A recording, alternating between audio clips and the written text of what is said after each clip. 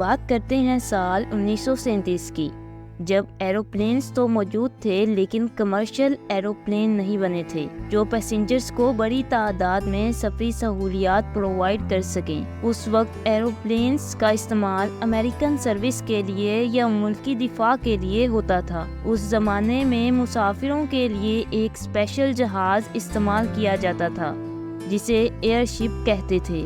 مرحبا، Max T V کی video میں آپ کو خوش آمدید کہا جاتا ہے۔ ایسے ہی مزید ویڈیوز دیکھنے کے لیے ہمارے چینل کو سبسکرائب کریں اور ویڈیو کو لائک کریں۔ ایئر شپ کو ہوا میں اڑانے کے لیے ہائیڈروجن گیس استعمال کی جاتی تھی۔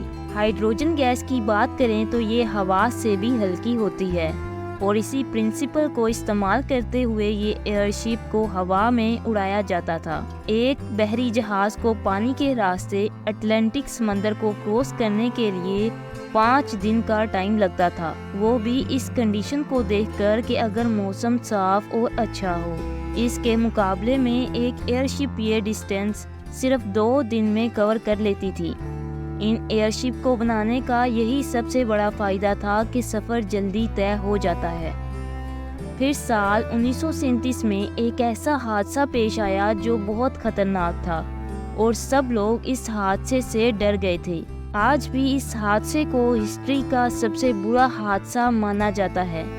یہ حادثہ جرمن کمپنی زیپلن کی بنائی ہوئی ایئر شپ ہنڈنبرگ کے ساتھ پیش آیا تھا، جس کا نام LZ-129 ہنڈنبرگ تھا۔ ہنڈنبرگ کی لینتھ 778 فیٹ تھی، جو اس وقت کی سب سے لمبی اور لگژری ایئر شپ تھی۔ سب سے لمبی اور لگژری ایئر شپ ہونے کی وجہ سے اسے ٹائٹینک آف دی اسکائی کہا جاتا تھا، کیونکہ یہ ٹائٹینک جہاز کے برابر تھی۔ اس کی لینتھ ٹائٹینک جہاز سے صرف 24 میٹر چھوٹی تھی۔ اس شپ پر بیٹھ کے بہت کمال کا نظارہ دیکھنے کو ملتا تھا۔ لوگوں کے سونے کے لیے الگ روم موجود تھے، ایک ڈائننگ روم بھی موجود تھا جس پر سب مل کے کھانا کھا سکتے تھے، اور ایک سیپریٹ لاؤنج تھا جس میں بڑا سا گرینڈ پیانو موجود تھا۔ ایک ٹکٹ کی پرائس اس زمانے میں $700 کی تھی، جو آج کے دور میں تقریباً $7,000 سے بھی زیادہ بنتے ہیں۔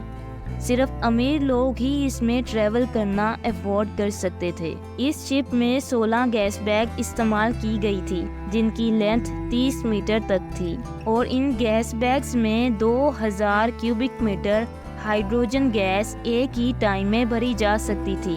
135 کلومیٹر کی سپیڈ سے اڑنے والی ہنڈنبرگ نے اپنی پوری سروس کے دوران 62 سکسیسفل اڑانیں بھری تھی، لیکن 63 فلائٹ کے دوران اس ایئر شپ کو ایک بہت بڑے حادثے کا سامنا کرنا پڑا۔ 3 مئی 1937 شام 8 بجے کے قریب ہنڈنبرگ ایئر شپ نے جرمنی کے سٹی فرینکفرٹ سے اڑان بھری تھی۔ پیسنجرز اور کریو ممبرز کے ساتھ اس ایئر شپ میں 97 لوگ موجود تھے، جن میں 36 پیسنجرز اور 61 کریو ممبرز تھے۔ شیڈیول کے مطابق ہنڈنبرگ ایئر شپ کو 6 مئی کی صبح یعنی 2.5 دن کے اندر Lakehurst New Jersey air base پر لینڈ کرنا تھا۔ فرینکفرٹ سے نیو جرسی کا ڈسٹینس 6500 کلومیٹر تھا۔ 5 مئی کو موسم بہت خراب تھا، جس کے باعث بارش اور طوفانوں کا سلسلہ جاری تھا۔ اپنی تیز سپیڈ سے چلنے والا یہ ایئر شپ اپنے ٹائم کے شیڈیول سے 12 گھنٹے پیچھے تھا۔ ہنڈنبرگ کو 6 مئی کی صبح لیک ہرش نیول ایئر بیس پر لینڈ کرنا تھا۔ یہ فاصلہ اب بھی 1100 کلومیٹر کی دوری پر تھا۔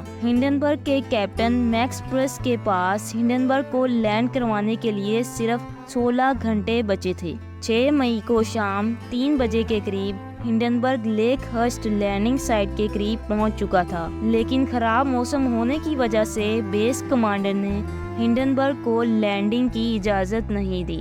اس وجہ سے کیپٹن میکس پرس کو شپ کو ساؤتھ ویسٹ کی جانب ٹرن کرنا پڑا تاکہ طوفانی ہواؤں سے بچا جا سکے۔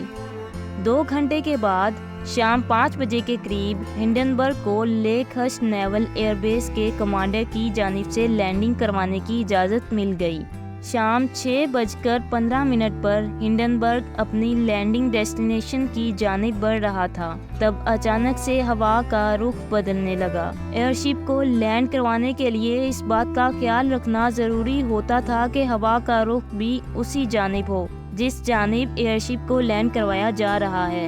ہنڈنبرگ کو بھی ہوا کے رخ کی جانب لینڈ کرنا تھا، لیکن کیپٹن میکسپرس نے اپوزٹ ڈائریکشن کی طرف ٹرن لے کر لینڈ کرنے کا فیصلہ کیا۔ ایسا کرنے سے ایئر شپ پر ہوا کا پریشر اور بڑھنے لگا اور کچھ دیر بعد ہی کیپٹن نے محسوس کیا کہ ایئر شپ کا پچھلا پارٹ کسی وجہ سے وزنی ہوتا جا رہا ہے اور کنٹینیوسلی نیچے کی جانب جھکتا جا رہا ہے۔ تب کیپٹن میکسپرس نے اپنے کریو ممبرز کو ایئر شپ کے واٹر ٹینک سے 1000 کلو گرام پانی کو ڈمپ کرنے کا آرڈر دیا تاکہ ایئر شپ کو بیلنس کیا جا سکے۔ ایئر شپ کو لینڈنگ کرواتے ہوئے کچھ رسیاں گراؤنڈ پر پھینکی جاتی تھی تاکہ لینڈنگ ہو سکے۔ اسے مورنگ لائنز کہتے تھے۔ ان رسیوں کو گراؤنڈ پر موجود کریو ممبرز کی مدد سے مورنگ لائنز پر اٹیچ کر کے آہستہ آہستہ لینڈنگ کے لیے زمین کی جانب لایا جاتا تھا۔